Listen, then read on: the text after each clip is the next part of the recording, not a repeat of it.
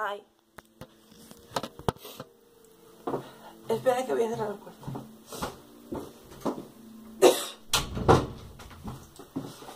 El busero está aquí, ¿vale? Y el gitano está aquí. Bueno, voy a poner esto como si fuese el busero. Ahí, muy bien, busero. El caso es que el gitano llegó, ¿no? Espera. Mira, el otro día te pagué, pero hoy tengo el dinero. Y el busero le dice. Mira, también el Mike.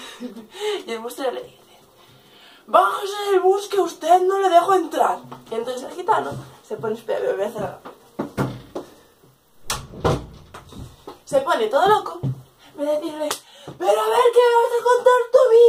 Que eres un gilipollas, que te voy a romper los dientes. Yo de aquí no me muevo hasta que venga la policía y a tomar por el culo. Venga, perro, que eres un perro. Y el busero no sé qué le debió de decir, en plan, es que usted es sinvergüenza, no sé qué, no sé cuánto. Y yo digo: ¿cómo? ¿Cómo? ¿Yo soy qué? ¡Raca! Y yo muerde la nariz. Y en esto es lo que sale. Y escupe el cristal, en plan, me rasco. Y escupe el cristal del bus. Y después, no sé qué cojones pasa, o sea, el busero le debió de decir algo, cualquier chorrada, que se vuelve a levantar.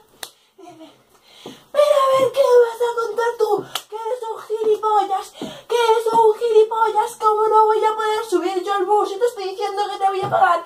¡Bomba! ¡Que eres un normal! ¡A tomar por el culo! ¡Yo me quedo aquí! Y ya está.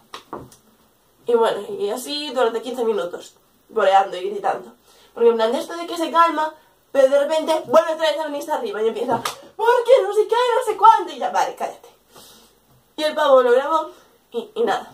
Y vino la policía y al momento en el que se escapa y coge todo no se ve.